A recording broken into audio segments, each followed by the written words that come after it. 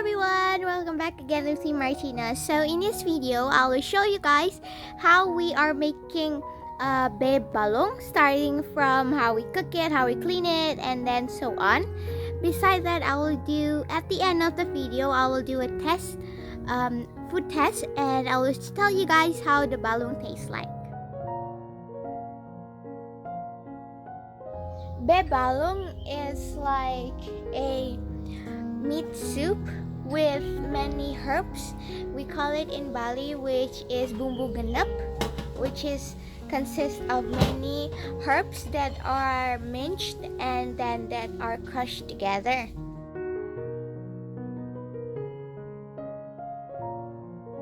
Bebalung is usually for daily consume or for normal basis consume, but it's also sometimes for ceremonial purposes, because in Bali, Bebalung is considered as an upper class food because of its consists of meat, and in here meat is expensive.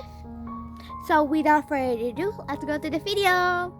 This is how the place of slaughter of the meat looks like. As you guys could see, like, he cuts the meat like really easy, just like slice, and then it became one big piece. He used like this tiny knife, because usually people in our village, it took like a few person to cut like one whole pig using a very large knife, but he used like this small knife. He just like tear it open and then he cut it, and then voila, it's already became like 2-piece, 3-piece, which is really easy, you know. But if you do it by yourself, like my dad, it took him like a very while to cut like one piece of the pig and making it into several pieces. Like, look at him, just like scrape, and then just like tear, and then it's already voila. And one day, this person could slaughter 14 pigs like using this method. Comparing to like the people in my village, it took like 5 people to slaughter one whole pig. And it took a few hours because they need to chop. I think they just like cut it without using any technique, so that's why it took them a very long time to cut it out.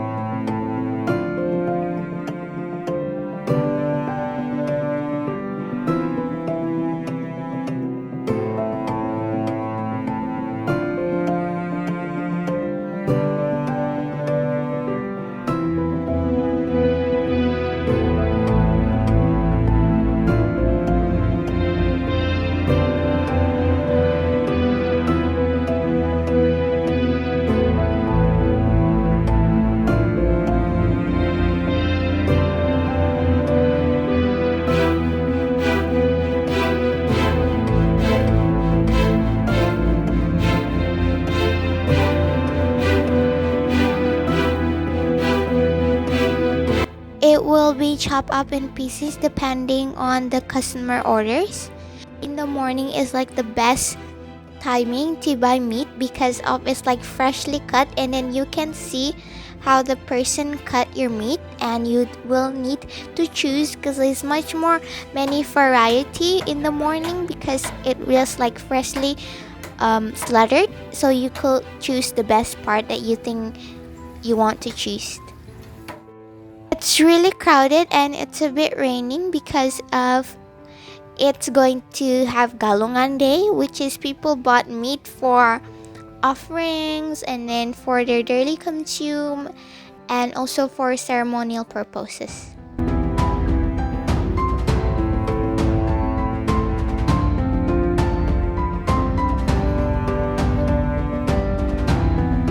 So my parents already got back from the slaughter place.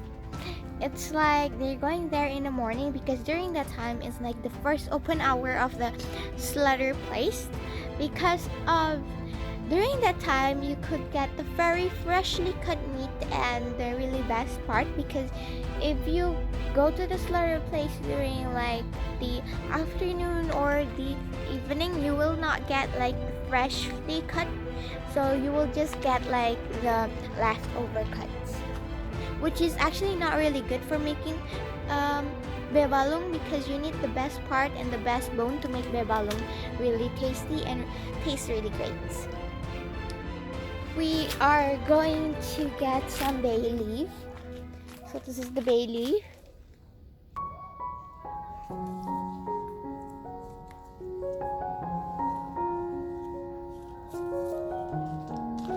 Like bay leaf is one of the most important herbs in or leaves in cooking in Balinese foods, because we use like bay leaf 99% in our daily cooking and daily food.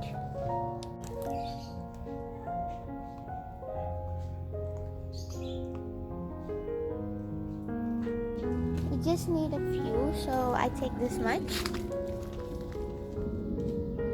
And moving on, we're going to search for, I don't really know what's the name in English, but it's called Daun jinten.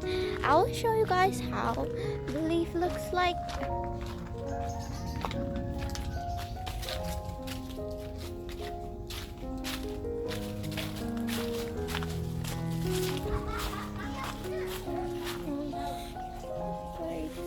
Oh, so this is how the leaves looks like, guys. See, this is how the leaf looks like.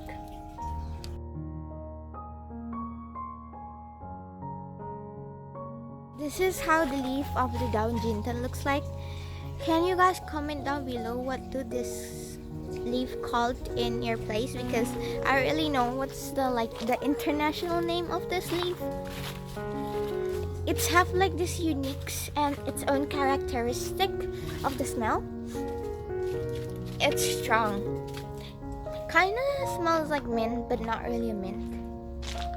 So this is the two leaf that my dad wants me to get, which is the bay leaf and then the Daun jinten.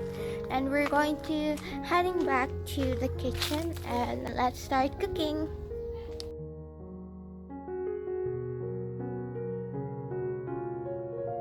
Before we start cooking, we need to mash up all this item, which is ginger, garlic, shallot, chili, pepper, tumeric, cuthcherry, candlenut, galangal, and also shrimp paste.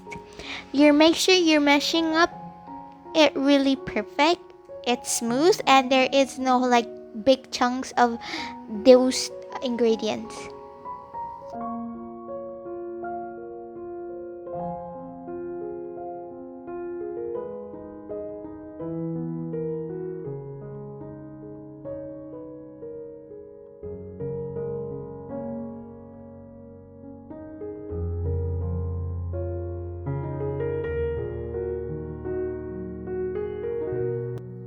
Before we start cooking, we need to clean the meat by rinsing off in clean water like this. We need to clean all the excess dirt and also some leftover blood so it will not clump up later. We need to really gently clean it and make sure that you clean it like all the sides so it's clean.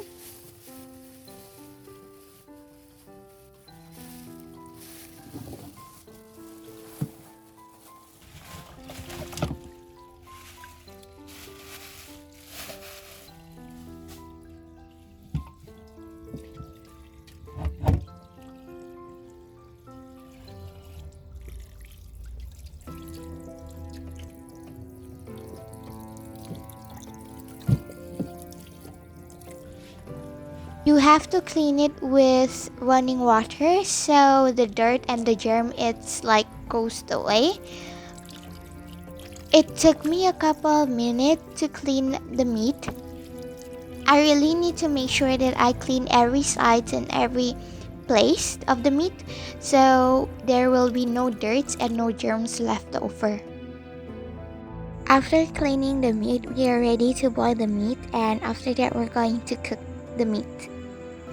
So let's go!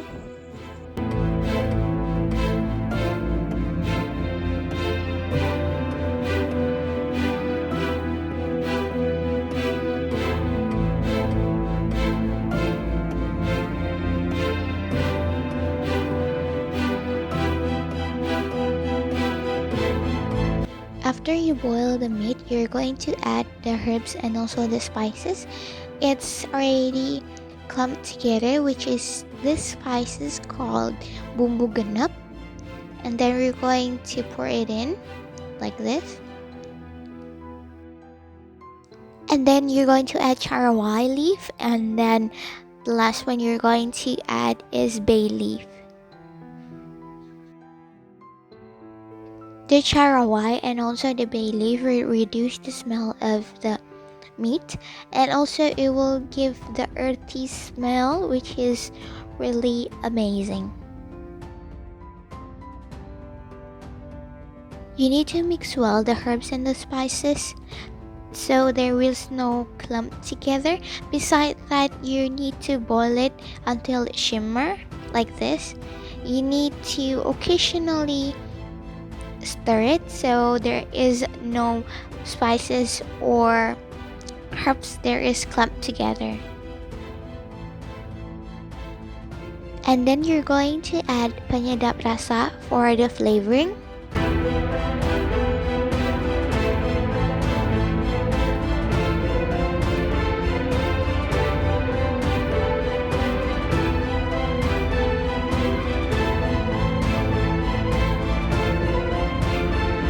Until it boils like this, I think the meat are getting more tender.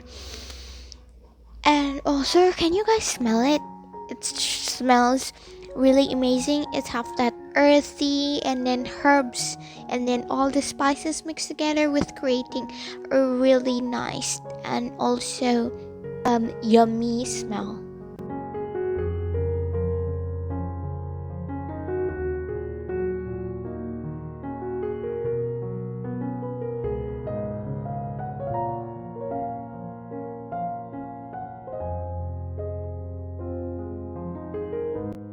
I think the meat is already tender, so we're going to try it. Let's go!